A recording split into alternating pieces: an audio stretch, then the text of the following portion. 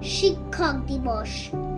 চোখেতে দিয়েছো জ্ঞানের আলো, বুকেতে স্বপ্ন আশা। তুমি শিক্ষক, তুমি গুরুদেব, আলোর পথের দিশা। তোমারই দেখানো পথে চলি, তোমার শক্তি নিয়ে।